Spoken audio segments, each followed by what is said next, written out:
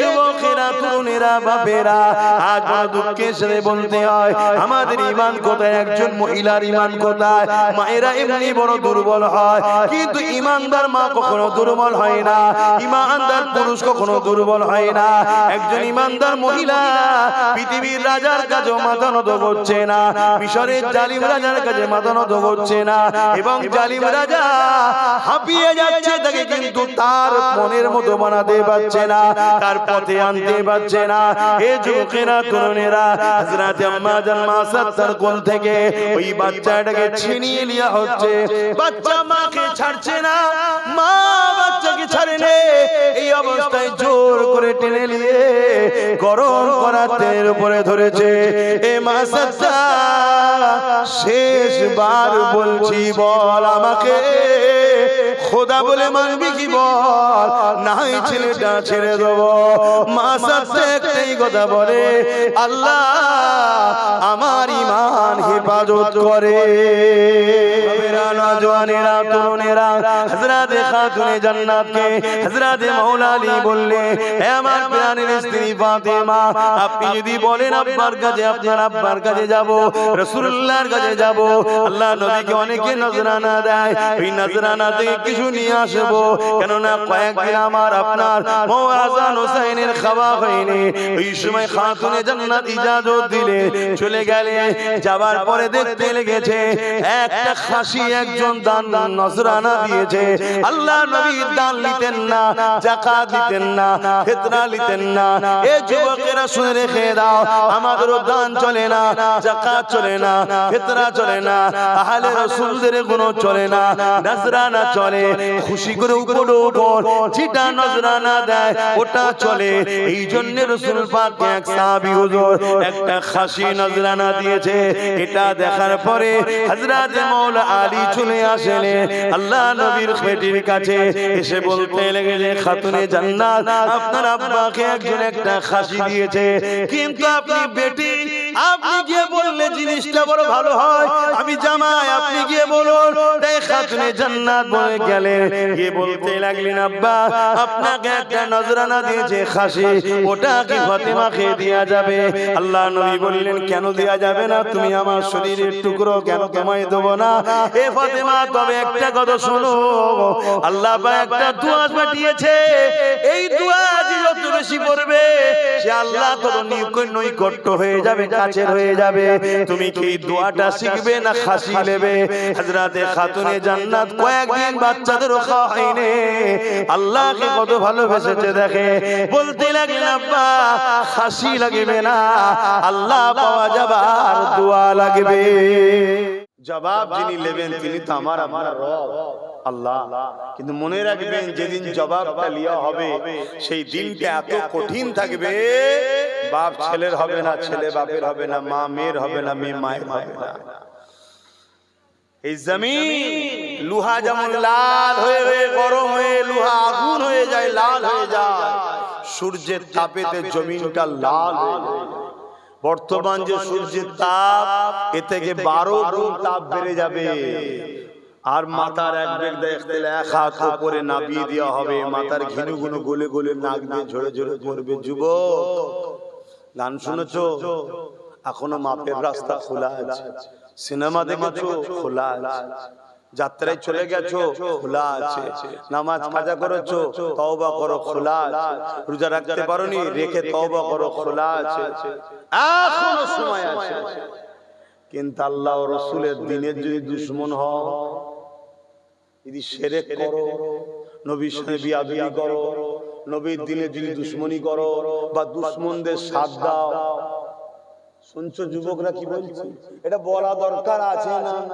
যাই বলো না, আমি তোমার কথা শুনতে পারবো না, উপরন্তু তোমার উচিত হবে, যিনি তোমাকে দুনিয়ায় রাজত্ব দিয়েছে, তুমি সেই স্রষ্টা আল্লাহকে মেনে নাও।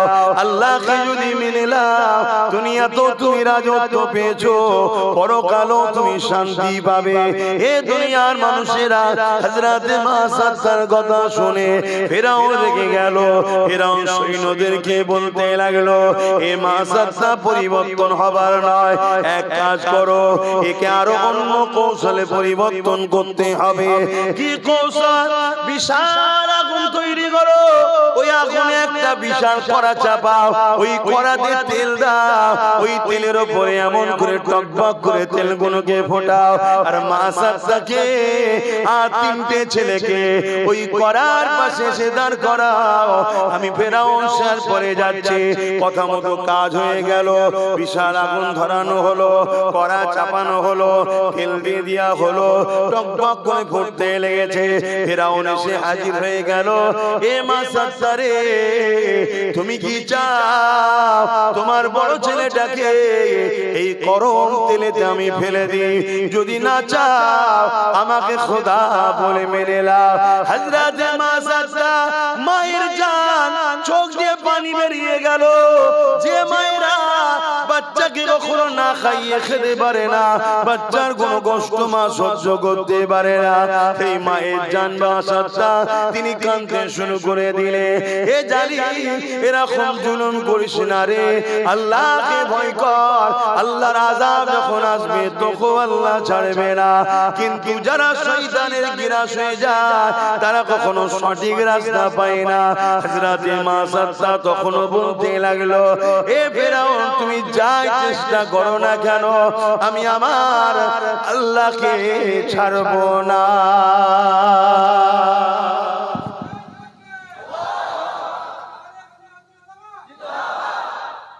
এখনো আমাদের উপরে ছোটখাটো হলো পরীক্ষা হয় না, হয় না, কি হয় না, হয় না,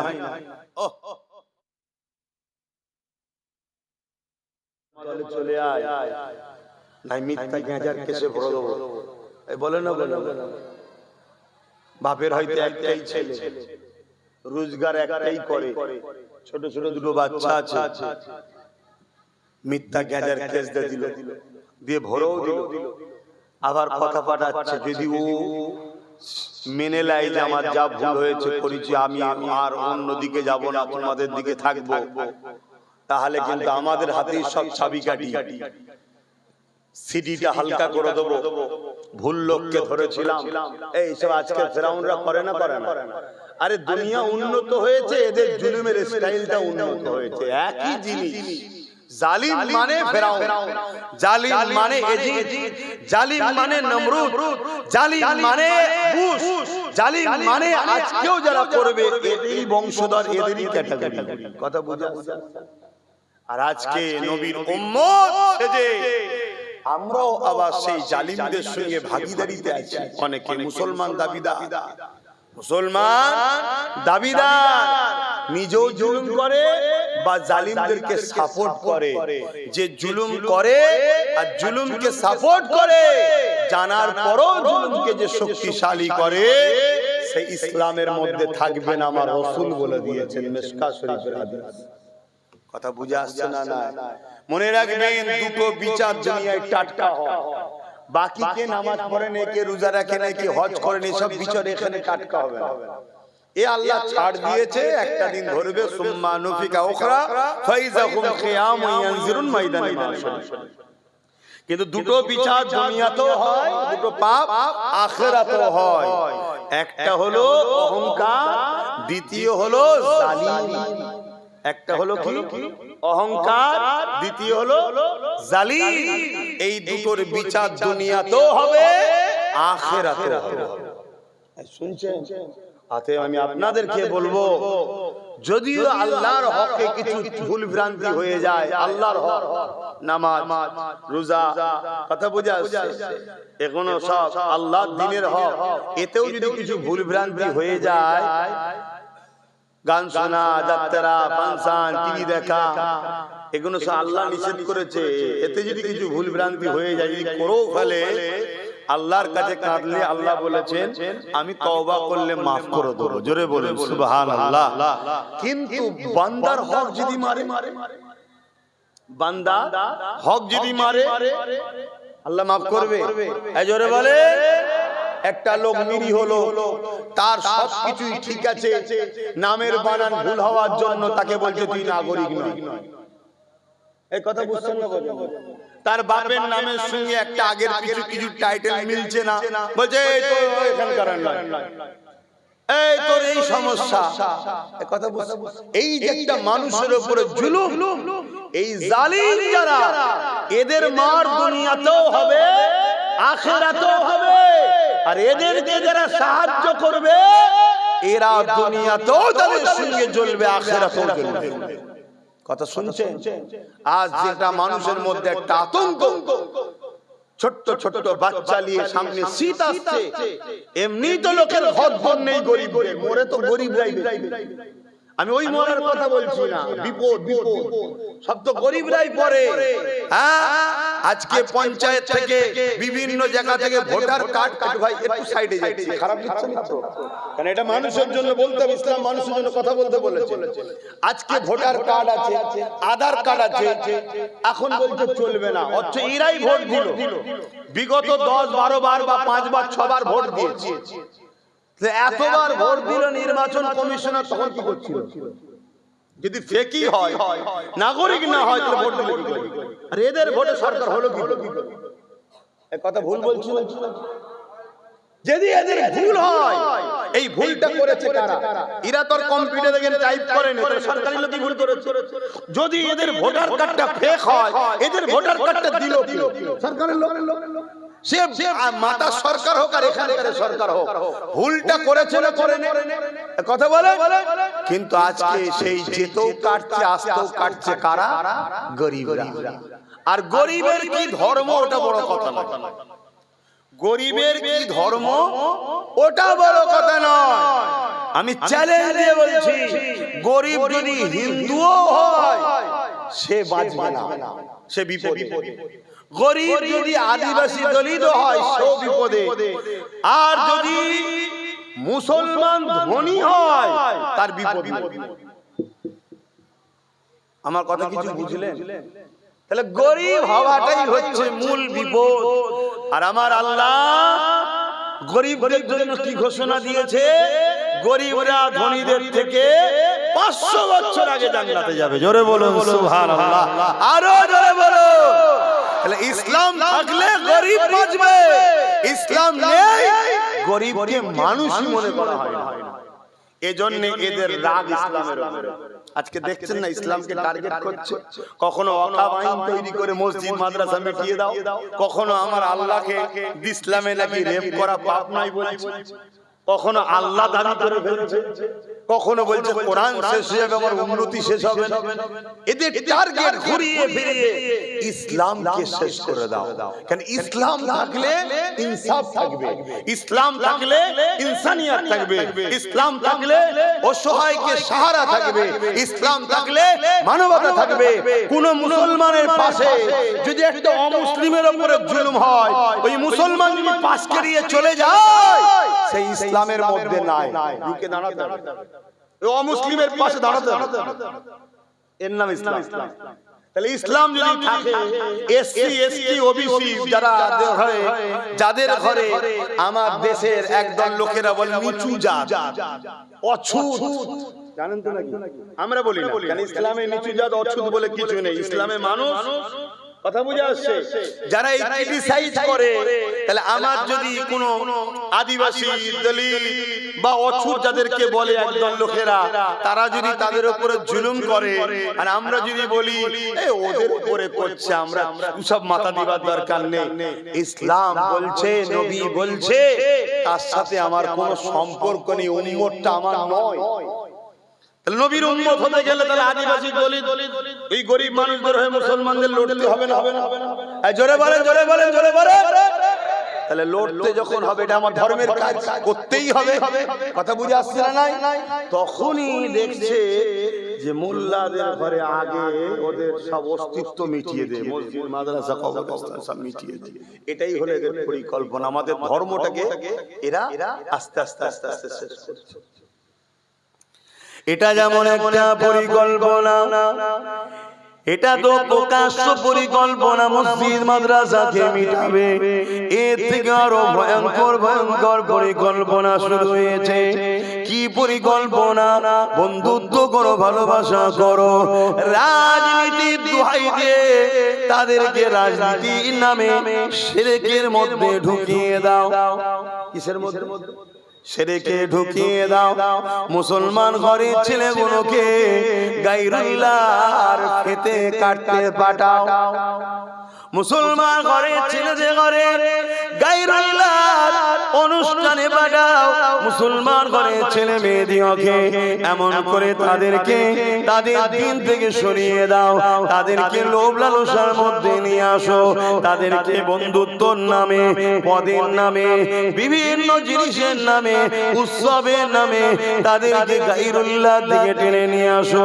মনে রাখবেন, আল্লাহ পাক জানিয়ে দিয়েছে কোরআনের মধ্যে, তোমরা যদি পাপ করো ফেলো আমি আল্লাহ পাক ক্ষমা করে দেব, কিন্তু শিরকের গুনাহ আল্লাহ মাফ করবে না। শিরকের গুনাহ আল্লাহ ক্ষমা করবে না। আর মুসলমান ঘরের যুবকগুলোকে, মুসলমান ঘরের বোনগুলোকে রাজনীতির নামে শিক্ষা দেয় নে, চাকরি দেয় নে, রাজনীতির নামে তাদেরকে পদ দেয় নে, অধিকার দেয় নে, শুধু গুন্ডা বদমাইশ চোর বানিয়েছে, অশিক্ষিত মূর্খ বানিয়েছে। আর আজকের দিনেতে তাদেরকে টেনে টেনে টেনে নিয়ে যাচ্ছে শিরকের অনুষ্ঠানে, শিরকের জায়গায় নিয়ে যাচ্ছে। কেননা এরা জানে মুসলমান যদি আল্লাহ ও রাসূলের সঙ্গে কানেকশন রাখে, বদরের 313 জনেতে বিজয় এরা লাভ করেছে। এক মঈনুদ্দিন আজমিরি ভারতে বিজয় লাভ করেছে। যদি এদের সঙ্গে আল্লাহ ও রাসূলের কানেকশন কেনা কাটা যায়, এদেরকে মিটানো সম্ভব নয়। এই নবী আমার জানিয়ে দিলেন, আখিরি জামানাতে মসজিদ ভর্তি নামাজি থাকবে, একটাও ঈমানদার থাকবে না। শুনছেন তো? শুনছেন তো? মসজিদ ভর্তি লোক থাকবে, ঈমানদার কেন? নামাজ রয়েছে, দাড়ি রয়েছে, টুপি রয়েছে, রোজা রয়েছে, হজ রয়েছে, এগুলো তো ঈমান নয়। এগুলো তো ঈমানের মধ্যে। ঈমানটা কি? লা ইউমিনু আহাদুকুম হাত্তা কুনা আহাব্বা ইলাইহি মিন ওয়ালিদিহি ওয়া ওয়ালাদিহি ওয়ান নাসি আজমাইন। অপর হাদিস শরীফ, লা ইউমিনু আহাদুকুম হাত্তা ইয়াকুনা আল্লাহু ওয়া রাসূলুহু আহাব্বা ইলাইহি মিম্মা সিওয়াহুমা ওয়া মান আহাব্বা আবদান লা ইউহিব্বুহু ইল্লা লিল্লাহ। এ যুবকেরা শুনে খেলাও, যতক্ষণ পর্যন্ত তোমরা তোমাদের জমি জায়গা, ঘর বাড়ি, বাপ মা, নেতা কেতা সব কিছু এমনকি নিজের জানের থেকে বেশি আল্লাহ ও রাসূলকে ভালো না বাসবে, ততক্ষণ পর্যন্ত তোমাদের ঈমান কামেল হবে না, ঈমানদার ততক্ষণ পর্যন্ত হবে না।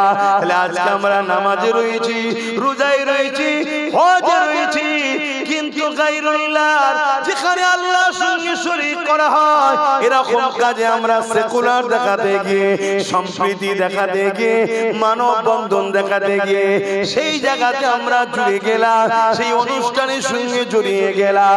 এটাকে সেকুলার বলা হয় না, এটাকে সম্প্রীতি বলা হয় না, এটাকে নাটক বলা হয়। এই নাটক করতে গিয়ে আমাদের ঈমানটা চলে গেল, আমাদের হোশ নাই। বেঈমান যতই হোক না কেন, বিজয় তারা কখনোই পাবে না, কারণ আল্লাহর সাহায্য ছাড়া কোনোদিন কামিয়াবি হতে পারে না। এই যুবকেরা, তরুণেরা, হযরত মাসাদ তাখিদ গিয়ে শিখো তিনাকে কি বলা হলো।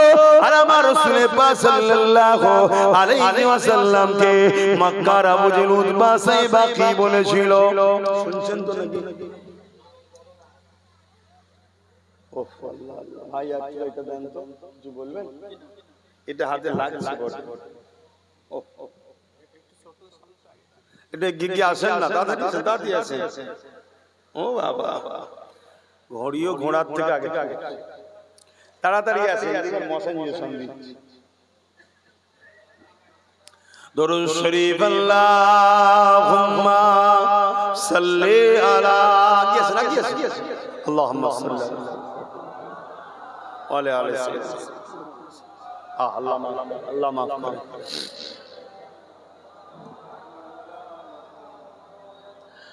आने वालों ये तो बताओ शहर मदीना कैसा है। आने वालों ये तो बताओ शहर मदीना कैसा है। देख के जिसको जी नहीं भरता, देख के जिसको जी नहीं भरता, ओ मदीना ऐसा है। आने वालों ये तो बताओ शहर मदीना कैसा है। মদিনা শরীফ থেকে কারো কখনো জান ধরে নাকি?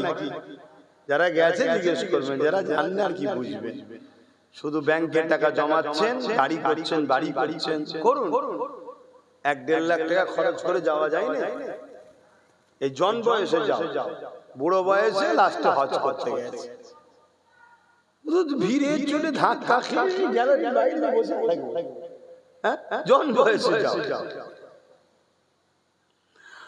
गुम्बद खजरा के छाए में, गुम्बद खजरा के साए में बैठ के तुम तो आए हो। गुम्बद खजरा के साए में बैठ के तुम तो आए हो। उस साए में रब के आगे, उस साए में रब के आगे सिजदा करना कैसा था। जोरे बोलুন না সুবহানাল্লাহ। আল্লাহর বন্ধুর দরবারে গিয়ে সবুজ গম্বুজের নিচে বসে আল্লাহকে সিজদা করা, এই মজাটা কেমন ছিল? জোরে বলুন সুবহানাল্লাহ। কায়নাত তো নামাজ পেয়েছে আমার নবীর থেকে, আর সেখানে গিয়ে নামাজ পড়ার মজাটা একটু আলাদাই হয়, তাই তো নাকি? একটু নয়, তুলনায় হয়। आने वालों ये तो बताओ शहर मदीना कैसा है।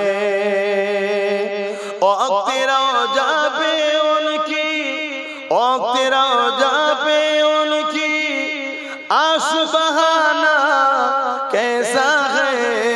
आने वालों ये तो बताओ शहर मदीना कैसा है। अल्लाहुम्मा सल्ली अला सय्यिदना मौलाना मुहम्मद व अला आली।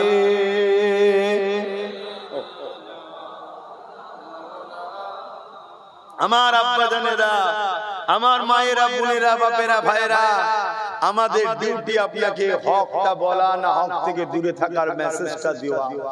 নেবেন কি নেবেন না সেটা তো আপনার বিষয়, জবাব আমি লব না। ভুল কেন করলেন? জবাব আমি লব না? আমি কে? জবাব যিনি নেবেন তিনি তো আমার আপনার রব আল্লাহ। কিন্তু মনে রাখবেন, যেদিন জবাবটা লিয়া হবে সেই দিনটা এত কঠিন থাকবে, বাপ ছেলের হবে না, ছেলে বাপের হবে না, মা মেয়ের হবে না, মেয়ে মায়ের হবে না। এই জমিন লোহা যেমন লাল হয়ে হয়ে গরম হয়ে, লোহা আগুন হয়ে যায়, লাল হয়ে যায়, সূর্যের তাপেতে জমিনটা লাল হয়ে যায়। বর্তমান যে সূর্যের তাপ, এ থেকে 12 গুণ তাপ বেড়ে যাবে। আর মাথার এক বেগ দেখতে এক হাত উপরে নাবিয়ে দেওয়া হবে, মাথার ঘিনু গুনো গলে গলে নাক দিয়ে ঝরে ঝরে পড়বে। যুবক, গান শুনেছো? এখনো মাপের রাস্তা খোলা আছে। সিনেমা দেখেছো? খোলা আছে। যাত্রায় চলে গেছো? খোলা আছে। নামাজ কাজা করেছো? তওবা করো, খোলা আছে। রোজা রাখতে পারোনি? রেখে তওবা করো, খোলা আছে। এখনো সময় আছে। কিন্তু আল্লাহ ও রাসূলের দ্বীনের যদি দুশমন হও, যদি শিরক করো, নবীর সাথে বিয়াদবি করো, নবীর দ্বীনে যদি দুশমনি করো, বা দুশমনদের সাথ দাও, শুনছো যুবকরা কি বলছে? এটা বলা দরকার আছে না? না, এটা যখনই বলবো সমস্যা কি হবে? যারা তোমাদেরকে ভালোবাসার নামে জাহান্নামের পথিক বানাচ্ছে, সেই দুনিয়াদার বেঈমান কাফের মুশরিক নেতাগুলো তখন আমার গালিগালাজ করবে, আমাকে ডিস্টার্ব করবে, আমাকে দাওয়াত করলে ডিস্টার্ব করবে, জলসা কমিটির উপরে চাপ হবে, জলসা কমিটিকে নানা রকম পেরেশান করবে, হ্যারাসমেন্ট করবে। আর জলসা কমিটিকেও বলে দিই, এইসব সহ্য যদি করতে পারো তাহলে আমায় নিয়ে এসো, আর নাই দূরে থাকো। তেল দিয়ে কথা আমি কারো বলতে পারবো না, কেন এ দুটো হাত কারো বাপ আমায় দেয় না, এ দুটো চোখ কারো নানা দাদু আমায় দেয়নি, এ দুটো পা আমার বাপ মা আমায় দেয়নি। এই জিন্দেগিটা আমার বাপ মা দিওয়া নয়, এই জিন্দেগি আমাকে আমার আল্লাহ দিয়েছে।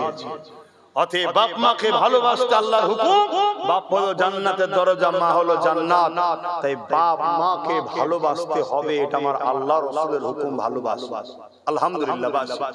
কিন্তু তা বলে এটা নয় যে আল্লাহ রাসূল ছেড়ে দিয়ে বাপ মার হুকুমে আল্লাহ রাসূলের বিরুদ্ধে কাজ করব না, ওটা চলবে না।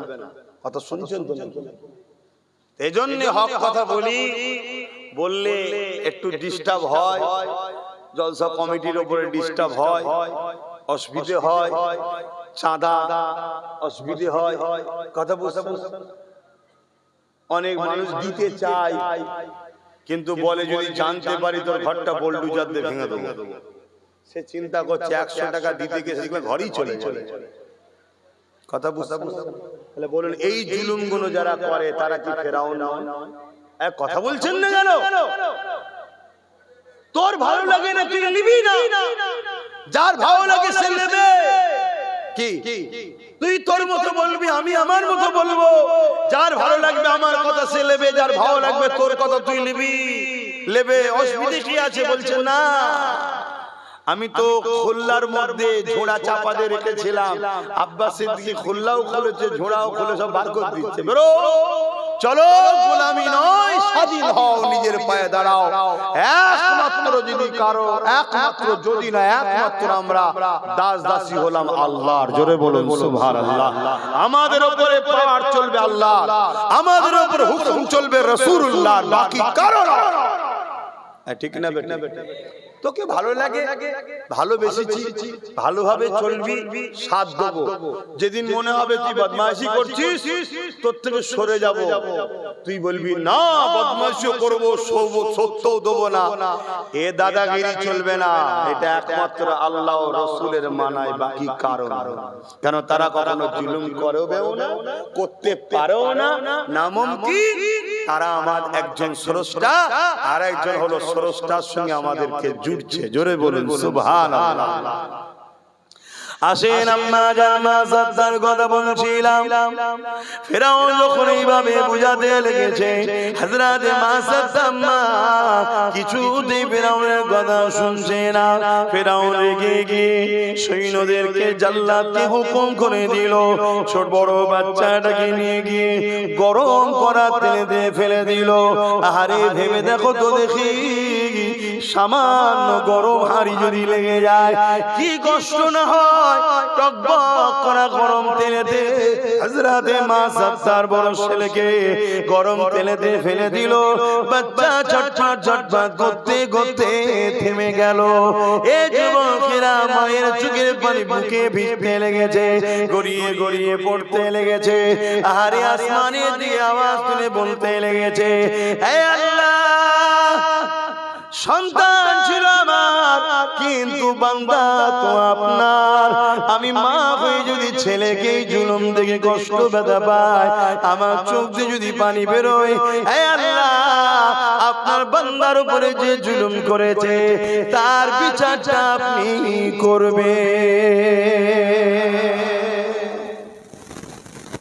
পরীক্ষা শুরু হয়েছে, আমাদেরও পরীক্ষা নেবে তো না? হ্যাঁ, আমাদের অবশ্য পরীক্ষা খুব ছোট ছোট, এতেই ফেল হয়ে যাচ্ছে, আমরা এতেই ফেল হয়ে যাচ্ছে। আগেকার এই যে মুরব্বী বাপজান গুলো বসে আছে, আমার মনে হয় 7-8 ভাই বোন হবে, তাই তো নাকি আব্বা? একটু বলেন না, 7-8 জন হবে তো নাকি? হ্যাঁ, ছোটবেলায় না খেয়ে মানুষ হয়েছেন নাকি? ছোটবেলায় না খেয়ে মানুষ হয়েছে? হয়তো আসাম এক বাটি খেয়েছেন, আপনার এক বাটি আসাম এখন 1000 পিস মুসাম্মি নেবুতেও তো উপকার নেই। ওই এক বাটি আসামে যাচ্ছিল, কি বলা ভুল হচ্ছে নাকি? হ্যাঁ, আমার আব্বা জানের মুখে শোনা যে বাবা তোমার ব্যাপারই আলাদা এখন, কিন্তু আমি রুটি আকাশের দিকে ধরলে রাত্রিরে চাঁদ দেখা যেত, এত পাতলা, তার ভিতরে মাঝে মাঝে ছিঁড়াও আছে। তাহলে বলো, কিন্তু এরপরও কেউ না খেয়ে অভাবী এরম কেউ ছিল না? বাপ ঠিক ছেলেকে খাইয়েছে, আল্লাহ খাইয়েছে বাপের ওসিলা। আর এখন একখানা দেড়খানা, মানে একটা এসেছে, একটা হয়তো আছে, আসবে। এতে আমাদের যা অভাব যেন শেষ হচ্ছে না। কি যত আছে আছে তাও যেন হচ্ছে নেই। কেন বলেন? গরুর বছরে একটা বাচ্চা হয়, চারিদিকে তাকাবেন গরু দেখা যায়, গরুর বাচ্চা দেখা যায়। আর কুকুরের বছরে 7-8টা হয়, কুকুরের বাচ্চা দেখা যায়। কেন বলেন তো? এটা হালাল, এটা হারাম। আগেকার সময় আমার মুরব্বি বাপেদের আব্বাদের সব পয়সা টয়সা, বাপেদেরও পয়সা হালাল ছিল। এখন আমাদের জামিল হয়ে গেছে, ঢুকে যাচ্ছে, না জেনেও ঢুকে যাচ্ছে। এই জন্য এক গাদা থাকার পরও নেই। কথা বুঝছেন তো নাকি? আজ বড় পরিকল্পনা নানান দিক দিয়ে চলছে, ভেবে ভেবে চলো। হালাল খান, হারাম দিকে দিকে থাকে। যে কোনো জিনিস খাবার আগে ভেবে চিনতে খান, কথা বুঝলেন? একদিন মিডিয়ায় দেখছিলাম চা পাতাতে গোবর মিশাচ্ছে। চা পাতাতে কি মিশাচ্ছে? গোবর। সেদিন থেকে চা খাওয়া ছেড়ে দিয়েছি। আচ্ছা, কথা বুঝে আসছে? কি হবে চা না খেলে? চা আমাকে খেতেই হবে, আমি কি তার গোলাম নাকি? চায়ের তার কথাই শুনতে হবে, আমাকে তো খেতে হবে। তার থেকে শুধু গরম পানি খাবো, কথা বুঝে আসছে? যদি ভালো লাগে গরম পানি খাবো, খাই গরম পানি খাই, কথা বুঝে আসছে? আপনারাও খাবেন। প্রতিদিন সকালে উঠে বাসি মুখে একদম হালকা কুসুম গরম পানি, পাতি লেবুর রস, মধু দিয়ে গুলে খাবেন। আর না হয় শুধু মধু গরম পানি খাবেন, না শুধু গরম পানি খাবেন। সকালটা শুরু করবেন হালকা কুসুম গরম পানি দিয়ে, ভালো দিন যাবে। রাত্রে শোবার আগে মিনিমাম আধ-এক ঘন্টা আগে 1 গ্লাস হালকা কুসুম গরম পানি খেয়ে শোবেন। সকালে উঠার সাথে সাথে পুরো একদম ভালো ধরে হয়ে যাবে, সারা দিনটা মন ফুরফুরে থাকবে। বুঝতে পারছেন তো নাকি? আরে সব সিস্টেম ইসলামে আছে, আমরা ছেড়ে দিয়ে তার পিছনে ছুটছি। নিজের দোকানে সব টাকার পরে এর দোকানে উঠি, ওর দোকানে উঠি, তার দোকানে উঠি, যত পচা ভেজাল খাবার গুলো টানাটানি করছে। এজন্য তাজ আমাদের মরণ এত দুর্দশা। যা সময় দিয়ে খেয়াল করে আম্মা জানের কথাটা একটু শেষ করে দিই। ফিরাউন আবার বলতে লাগলো, মা সাদ্দারে, এখনো দুটো বাচ্চা নিজের জানটাকে নিয়ে ঘরে যা, আয় আমাকে খোদা বলে মেনে নে। মুসা জি প্রচারটা করে যে ছেড়ে দে। এ যুবকেরা, তরুণেরা, বাপেরা, একজন মহিলা কত দুর্বল হয়, তারপর তো ইমানটা কত পাওয়ার ছিল। মিশরের রাজা একটা মহিলা কোনো তো করতে পারছে না। আর আজকে আমাদের জন নেতা ছেলেগুলোকে সামান্য চুনোপুটি নেতাগুলো জব্দ করে দিচ্ছে। কি করছে না? কারণ ঈমান দুর্বল। ঈমানের কাছে আমেরিকা হোক আর যেই হোক সবাই হার মেরেছে। তাদের কাছে পারমাণবিক শক্তি থাকতে পারে, প্যালেস্টাইনকে মেরে মেরে মেরে মেরে মেরে পুরো শেষ করে ফেলছে, তারপরও নত করতে পারছে না। এখানে ঈমানের কাছে মাথা নত সবাইকে করতে হবে। হে যুবকেরা, ঈমান নবীর প্রেম ও আদবের নাম। জোরে বলুন সুবহানাল্লাহ। তুমি যত নবীকে প্রেম করবে, আদব করবে, তোমার ঈমানের পাওয়ার তত বাড়বে। দাড়ি, টুপি, নামাজ, রোজা, এগুলো সব ঈমানের মধ্যে, এগুলো আমল। এগুলো কি আমল। বাবেরা, নওজওয়ানেরা, তরুণেরা, হযরত আম্মা জান মা সত্যি একই কথা বলতে লেগেছে। এ ফেরাউন, বারবার তুই একই কথা বলছিস, আমি তোকে শেষবার বলে দিলাম তুই যাই চেষ্টা করিস না কেন, আমি আমার স্রষ্টা আল্লাহকে ছাড়বো না, আমি তিনার পক্ষ ছাড়া অন্যদিকে যাব না। এই জালিম তোর উচিত হবে পরিবর্তন হয়ে যা। কিন্তু ফিরআউন রেগে গিয়ে আবার হুকুম করলো, দ্বিতীয় ছেলেটাকে গরম করার তেলেতে ফেলে দিল। ছেলেটা ছটফট করতে করতে থেমে গেল। এবারে ফিরআউন বলতে লেগেছে, মা সাত্তারে, তোর বুকে যেটা জড়িয়ে ধরে রেখেছে ওই কোলের বাচ্চাটাকে যদি বাঁচাতে চাস আমাকে খোদা বলে মেনে নে, আমার দলে চলে আয়, মুসাকে ছেড়ে দে। এ যুবকেরা, তরুণেরা, বাপেরা, আজ বড় দুঃখের সাথে বলতে হয় আমাদের ঈমান কোথায়, একজন মহিলার ঈমান কোথায়। মায়েরা এমনি বড় দুর্বল হয়, কিন্তু ঈমানদার মা কখনো দুর্বল হয় না, ঈমানদার পুরুষ কখনো দুর্বল হয় না। একজন ঈমানদার মহিলা পৃথিবীর রাজার কাছে মাথা নত করছে না, মিশরের জালিম রাজার কাছে মাথা নত করছে না, এবং জালিম রাজা হাঁপিয়ে যাচ্ছে তাকে কিন্তু তার মনের মতো বানাতে পারছে না, তার পথে আনতে পারছে না। এ যুবকেরা, তরুণেরা, হযরত আম্মা জান মা সাত্তার কোল থেকে ওই বাচ্চাটাকে ছিনিয়ে নেওয়া হচ্ছে। বাচ্চা মাকে ছাড়ছে না, মা বাচ্চাকে ছাড়ে নে। এই অবস্থায় জোর করে টেনে নিয়ে গরম করা তেলের উপরে ধরেছে। এ মা সাত্তার, শেষবার বলছি, বল আমাকে খোদা বলে মানবি কি বল, নাই ছেলেটা ছেড়ে দেবো। মা সাথে একটাই কথা বলে, আল্লাহ আমার ঈমান হেফাজত করে। এই জালিমের কাছে আমি মা সাথে যেন হেরে না যায়, আমার ঈমান কি হেফাজত করে। বাচ্চা তো দুনিয়ার লোভের জিনিস, আল্লাহ পাক সন্তান দিয়ে পরীক্ষা নেয়, এই পরীক্ষায় যেন ফেল না হয়ে যায়। আল্লাহ পাক মা সাত্তার ঈমানকে হেফাজত করবে। এ ফিরআউন, তুই যাই করিস না কেন, আমি জীবন দিতে রাজি আছি, আল্লাহ ছাড়তে রাজি নয়। আল্লাহু আকবার, আল্লাহু আল্লাহু আকবার, আল্লাহু আকবার, আল্লাহ। তারপরে বাচ্চাটাকে, ছোট বাচ্চাটাকে করাতে ফিরআউন ছেড়েছিল। কত জুলুম হয়েছে ঈমানদারদের, মুসলমানদের উপরে। এই জুলুম কিন্তু আগামী দিনে আমাদের উপরে আসছে। এই যে হালকা হালকা হচ্ছে, এই হালকাতে আমরা যদি শুধরে না যাই, আগামী দিনে এই ভয়ঙ্কর আসবে, এই ভয়ঙ্কর আসবে। বড় বড় ক্যাম্প তৈরি করা হবে, সেই ক্যাম্পে নিজে বন্দী করা হবে, ভরা হবে। সেই ক্যাম্পে যদি আপনার একটা বাচ্চা জন্মগ্রহণ করে নারী, তাকে হত্যা করে দেওয়া হবে। আর যদিও কোনো নারী বেঁচে যায়, যদি রূপবান হয়, সুন্দরী হয়, বড় বড় সাহেবদের রাত্রিরে ভোগের পাত্রী হবে। ভাষা খারাপ লাগছে নাকি? কিচ্ছু হাকিকতটা বলে যাচ্ছে। মিলিয়ে লিও, বেঁচে থাকি জানা থাকি, রেকর্ড তো হয়ে আছে, মিলিয়ে নেবে। এসব পরিকল্পনা হচ্ছে, বিরাট প্ল্যান চলছে। আর এই প্ল্যানের বিরুদ্ধে আব্বাস সিদ্দিকী লড়াই করে যখন তোমাদেরকে আহ্বান করছে, আসো আমার সাথে, শক্তিশালী করো। কেন লোহা কাটতে গেলে লোহা দরকার, লোহা কাটতে গেলে লোহা দরকার। ইনি মৌলানা সাহেব, ইনি ইমাম সাহেব, আমি পীরজাদা, পীর সাহেব, বক্তা সাহেব, ইনি ইমাম সাহেব, মৌলানা সাহেব, আলেম সাহেব, ঠিক আছে। কিন্তু আমরা এই সমাজের মানুষকে বাঁচাবার জন্য যখন মেসেজ দিচ্ছি যে আসো, অন্যায়ের প্রতিরোধ করার জন্য ঢাল দরকার, ঢাল তৈরি করো। আমার কওমের লোক, জাতির লোক ভুল বুঝছে, এই কথা বুঝছেন না? এত ভয়ানক দিন আসছে আগামী দিন, কি ভয়ানক পরিস্থিতি। তো ভাইয়েরা আমার, হযরত আম্মা জান মা সাত্তার হুজুর চোখ ভরা পানি নিয়ে কাঁদছে, আল্লাহ আল্লাহ, এই কঠিন মুহূর্তে আপনি আমার ঈমানকে বাঁচান, কঠিন মুহূর্তে আপনি আমার ঈমানকে বাঁচান আল্লাহ।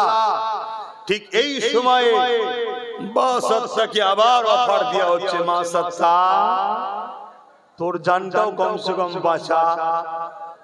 ওই সময় ওই শুনছেন, করার ভেতর থেকে গরম যে তেলে তিনটে ছেলে ছটফট করতে করতে জান বেরিয়ে ঠান্ডা হয়ে গেল।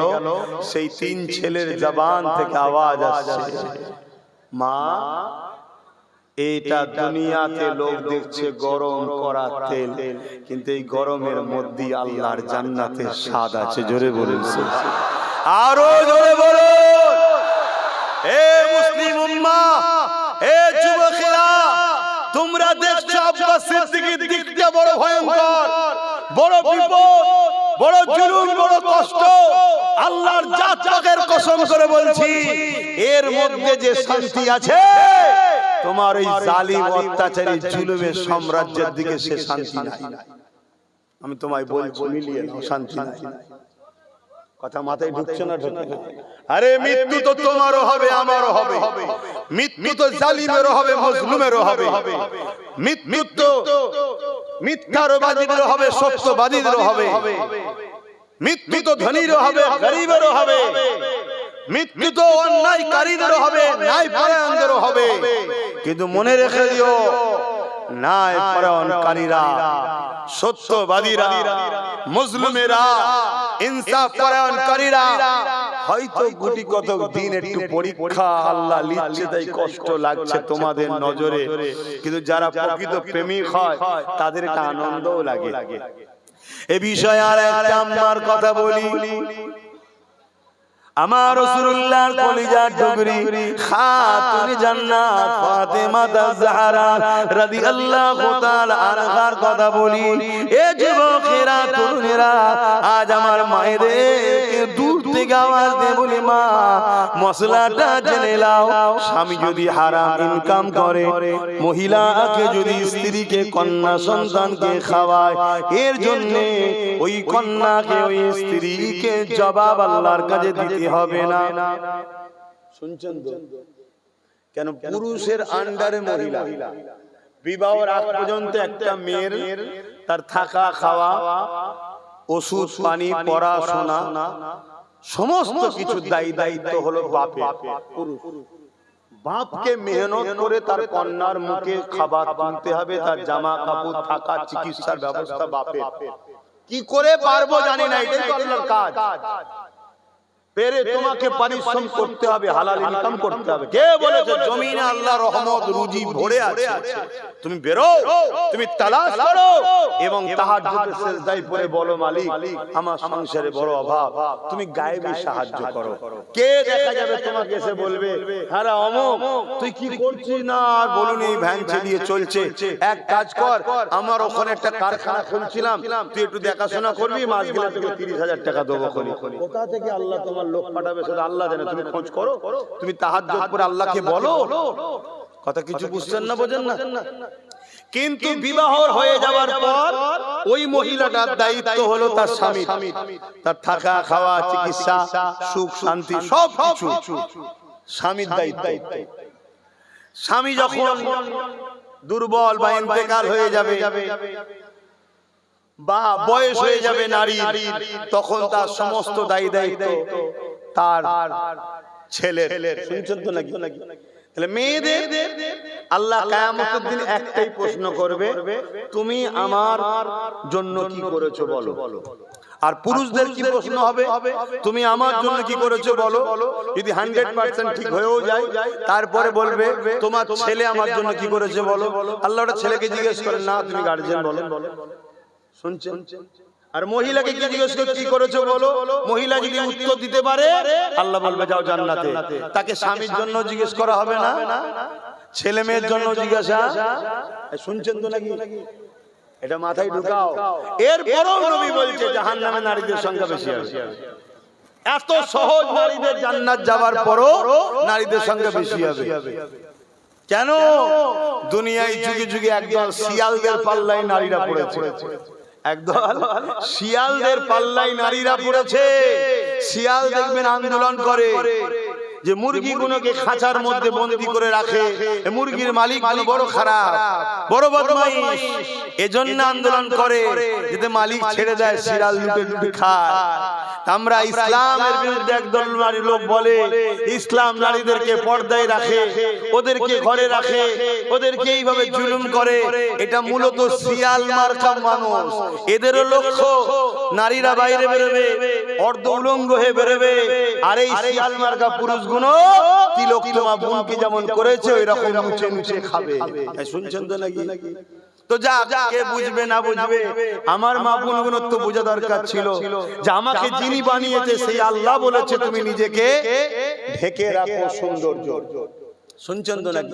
আমার তো মা বোনগুলো বোঝার দরকার ছিল, কিন্তু আমার মা বোনরা বোঝে, বলে বোঝে। এখন সব কি সব নিয়ম বেরিয়েছে, হ্যাঁ কি সব নিয়ম বেরিয়েছে এখন সব।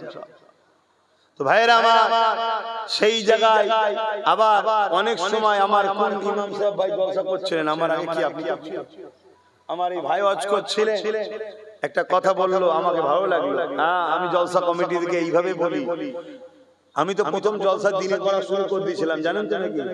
তার প্রধান কারণ ছিল জলসার নামে মেলা হতো, যেটা সম্পূর্ণ হারাম। ধর্মের নামে হারাম কাজ করা, কমিটিও জাহান্নামে যাবে, বক্তাও জাহান্নামে যাবে। শুনছেন না? শুনুন।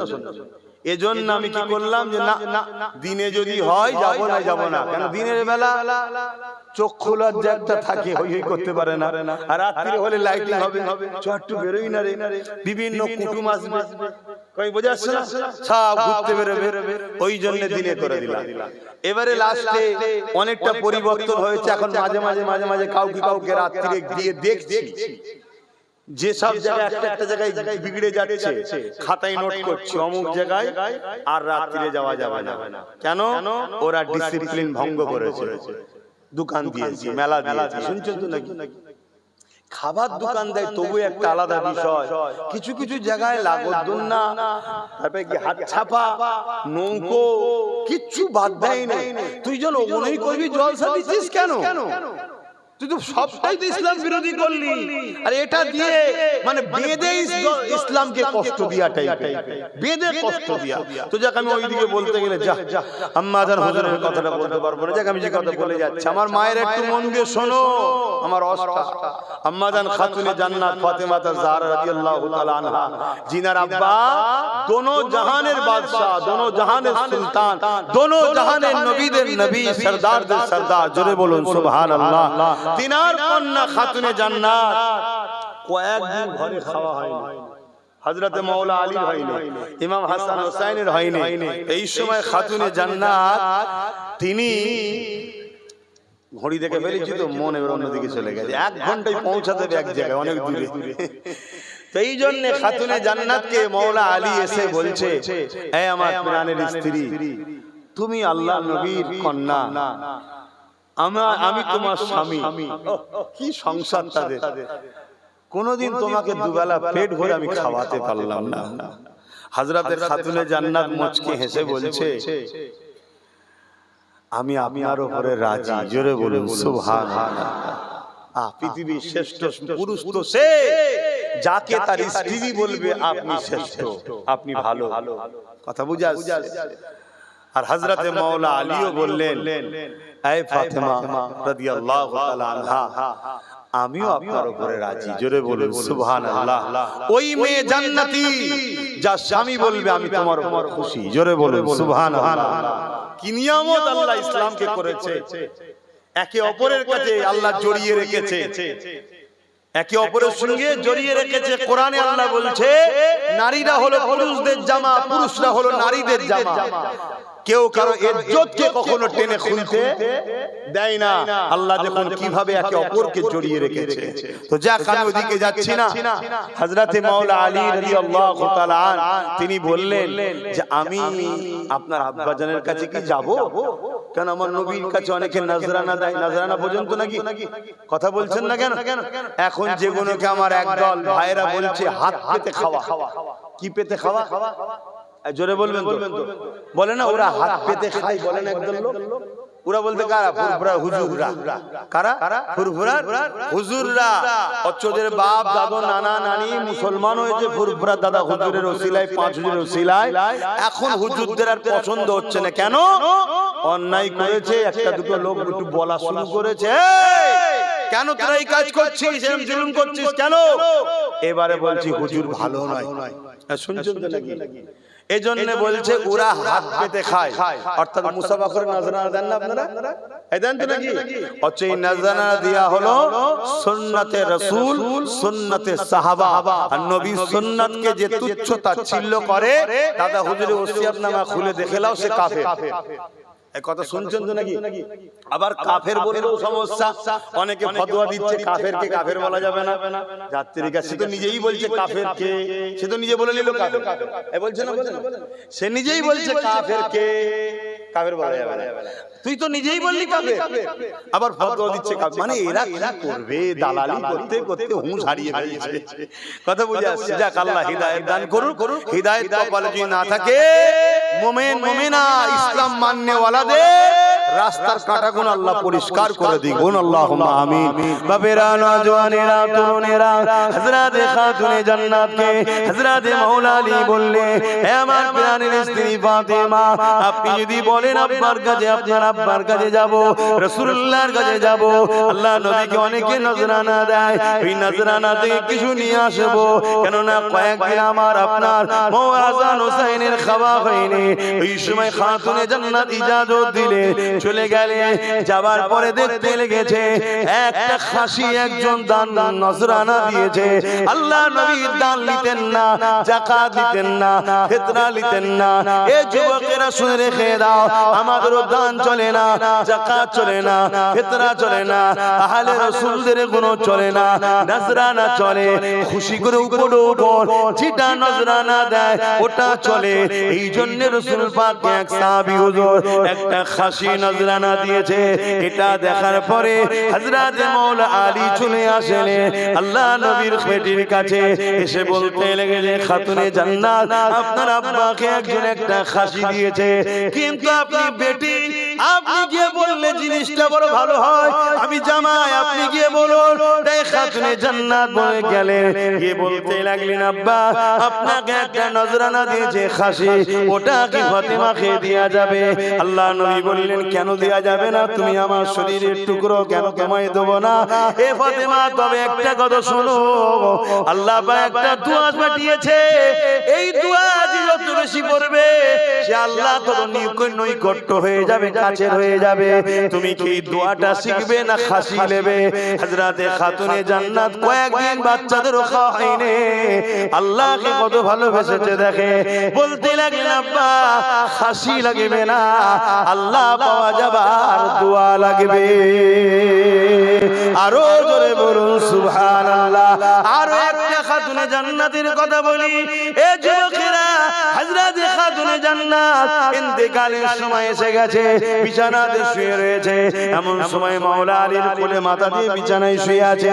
হযরতে মাওলা আলী মাথাতে হাত বোলাতে লেগেছে স্ত্রী, আর এমন করে চোখ দিয়ে পানি বেরোতে লেগেছে।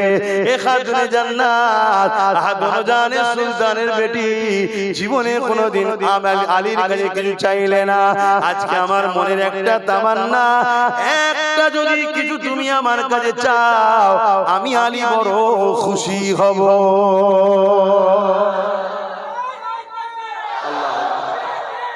আস্তে আস্তে আস্তে, সময় নেই।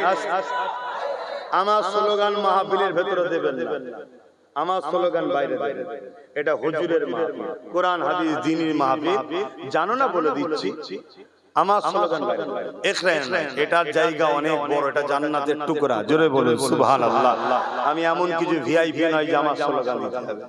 তো যাই হোক ভাই, আমি কি কথা বলছিলাম, হযরতে মাওলা আলী আর খাতুনে জান্নাত সংসার করছে। খাতুনে জান্নাত জীবনে কোনোদিন হযরত আলীর কাছে চাইনি জামা এটা দেন, এটা লাগবে, এটা কিনে দেন। আমরা যে ভাষায় বলবো, শাড়ি হোক, জামা কাপড় হোক, কিছু খাবার শখ হোক, একেবারে চাই না। চাওয়াটা খারাপ না, চাইতে পারে, স্ত্রী চাইতে পারে, কিন্তু মাওলা আলীর কাছে খাতুনে জান্নাত কোনোদিন চাই নাই। কি বেটি শিক্ষা দিয়েছে, কেন? আল্লাহ নবী বলেছে তুমি এমন জিনিস চেয়ে ফেললে তোমার স্বামী যদি সেটা দিতে না পায় সে ভেতরে ভেতরে কষ্ট পাবে, স্বামীকে কষ্ট দিও না। তাহলে উস্তাদটাকে দেখতে হবে, তো ফাতেমা হুজুরের উস্তাদটাকে, তো এই জন্য কোনোদিন চাই নাই হযরতে ফাতেমা হুজুর। কিন্তু আমি আবার বলছি আমার মা বোনেরা, চাওয়াটা যে নিষেধ তা নয়, স্বামীকে ভালোবেসে চাইতে পারে, তবে স্বামীর ইনকামটা কেউ না জানো, স্ত্রী স্ত্রীকে বুঝে চাওয়া দরকার। একজন স্বামী ইমাম সাহেব, তাকে মসজিদে দেয় 7,000, 8,000, 10,000 টাকা, এটা অত্যন্ত লজ্জাজনক মুসলমানদের জন্য। এটা ইসলামেই একমাত্র আছে। বড় দুঃখজনক যে আমরা আমাদের মসজিদের যে ইমাম, যে গ্রামের সবথেকে সম্মানীয় ব্যক্তি, তাকে সবথেকে আমরা অপমান করি, অথচ আমরা সব জায়গায় টাকা খরচ করি। কিন্তু একটা মহল্লায় যত কমই হোক 100টা ঘর থাকে, ঠিক না বেটি? যদি মাসে 200টা টাকা আল্লাহর ঘরের যে খাদেম, আল্লাহর ঘরের যে দায়িত্ব আছে, 200টা টাকা আমি ইমামকে দেবো, তাহলে 20,000 টাকা 100 ঘর থেকে উঠে যেত, আর আপনার গায়েও লাগতো না, আর ইমামও খুশি হতো। সে দিল থেকে দোয়া করতো, চেয়ে দোয়া, আসল দোয়া নয়। মেজো হুজুরকে শুধু বলতাম হুজুর দোয়া করবেন, আমি বড় আলেম হই, বড় আলেম হই। মেজো হুজুর বলছে হবে না, হবে না, হবে না। আমি তো বুঝতাম না তখন, ছোট মানুষ, শুধু রেগে যেতাম, এই দাদু কি বুঝে হবে না, সবার জন্য দোয়া করছে, আমার বলছে হবে না, হবে না। তা যখনই যেতাম যে বলতাম দোয়া করবেন, হুজুর বলতেন হবে না, হবে না। লাস্টে একদিন বলছে দোয়া কি গাছের ফল নাকি তোমায় পেরে দেবো? দোয়া চেয়ে পাওয়া যায় না, দোয়ার কাজ করতে হয়। দোয়া চেয়ে পাওয়া যায় না, দোয়ার কাজ করতে হয়। কাজ করবে তোমার বেটা জান দাদা হুজুর দোয়া করবে, জোরে বলুন সুবহানাল্লাহ। আমাদের বেটা জান, আপনাদের আমার মুর্শিদ মুজাদ্দিদ জামানা জিন্দানা মরা গো, এটা হলো সুন্নাতুল জামাতের আকীদা। যাক আমি আবার অন্যদিকে চলে যাচ্ছি। তো ভাইরা আমার, হজ করতে গেলে সময় লাগে। তো হযরতে খাতুনে জান্নাত স্বামীর কথা শুনে, মাওলা আলী হুজুরের কথা শুনে মুচকি হাসছে, বলছে, আবার বলছে আমি তো আপনার উপরে রাজি আছি, আপনি মনে কষ্ট নিচ্ছেন কেন? হযরতে মাওলা আলী বলছেন, স্বামী স্ত্রীর কথা হচ্ছে, আমার জীবনের একটা শখ, কোনোদিন চাইলে না, যদি একটা কিছু চাও। হযরতে খাতুনে জান্নাত বললেন, জান আমাকে একটা সেব আপেল এনে দেন। আপেল খাওয়া শখ করুন, যা যা। হযরতে মাওলা আলী বলে, ওই দিন আমি এত খুশি হয়েছিলাম যে আমার ফাতেমা আমার কাছে কিছু চেয়েছে, আর তার জন্য আমি ছুটতে শুরু করলাম, বাজারে চলে গেলাম, একটা আপেল কিনলাম। কিন্তু শুনলে অবাক হয়ে যাবে, এত সামান্য পয়সা ছিল, একটা আপেল কেনারই মতো অর্থ ছিল। একটা আপেল কিনে নিলাম, নিয়ে যখন ঘরের দিকে আনন্দে ফিরতে লেগেছি, ফাতেমা খাবে, আজ আমার কাছে বড় শখ করেছে আমার স্ত্রী। রাস্তায় একটা মুসাফির এসে দাঁড়িয়ে গেল, এ নবীর জামাতা, এ শেরে খোদা আলী, আজ আমি বড় ক্ষুধার্ত রয়েছে, আমাকে কিছু দাও। আল্লাহ দোহাই দিয়ে বলছে, আমাকে কিছু দাও, আমাকে খালি হাতে ফিরিয়ে দিও না। আমার কাছে দ্বিতীয় দিবার মতো কিছু ছিল না, আর অর্থ ছিল না, একটা আপেল আমার কাছে রয়েছে। একবার মনে হচ্ছে আমার স্ত্রী ফাতেমা কোনোদিন আমার কাছে কিছু চাইলো না, আজকে চেয়েছে, এটা আমি নিয়ে যাচ্ছি স্ত্রীর জন্য। আবার রাসূলুল্লাহ বলেছে, কোন ক্ষুধার্তকে তুমি ফিরিয়ে দিও না, ক্ষুধার্তকে যদি কেউ খাওয়ায় আল্লাহ খুশি হয়ে যে জান্নাতে আল্লাহ তাকে খাবে। এই মনের মধ্যে লড়াই হতে হতে হযরতে মাওলা আলী ওই আপেলটা, ওই ফলটা ওই ক্ষুধার্তকে দিয়ে দিলে, মাথাটা হ্যাট করে মনটা খারাপ করে যে ঘরের মধ্যে ঢুকতে লেগেছে, হযরতে খাতুনে জান্নাত মুচকি এসে বলতে লেগেছে, আমার প্রাণের স্বামী, আপনি আমাকে ফলটা খাওয়ালে আমি খুশি হতাম, আপনি খুশি হতে, কিন্তু আমার আল্লাহ আপনার কাজে খুশি হয়ে গেছে। আরো জোরে বলুন সুবহানাল্লাহ।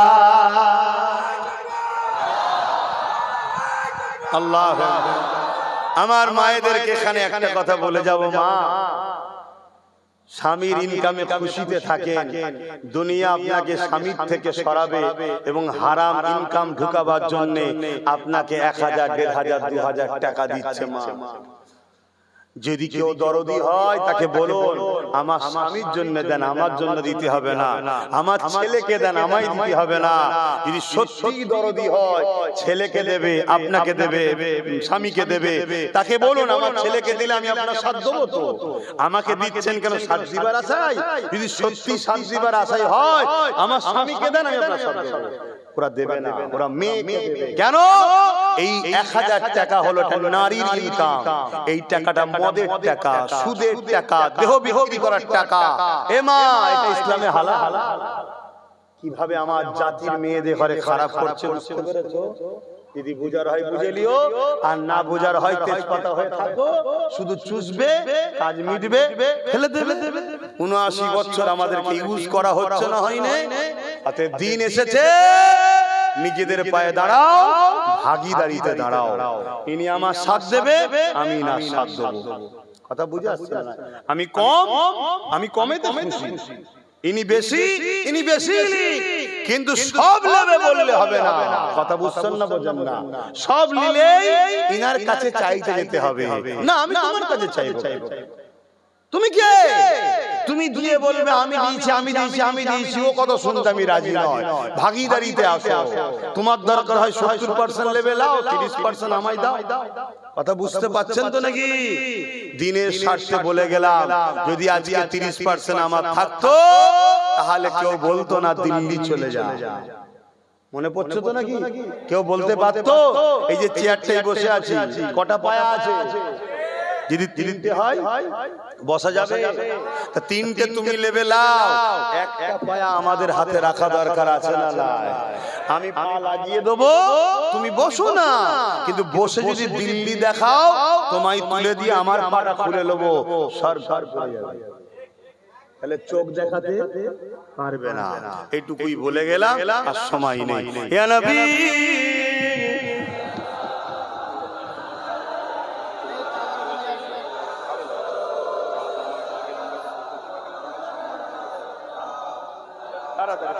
সালাম করি।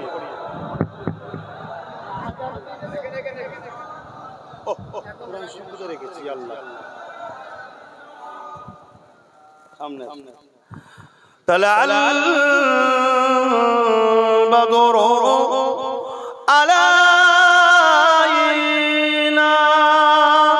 মিন শানিয়াতিল ওয়াদা ওয়াজাবা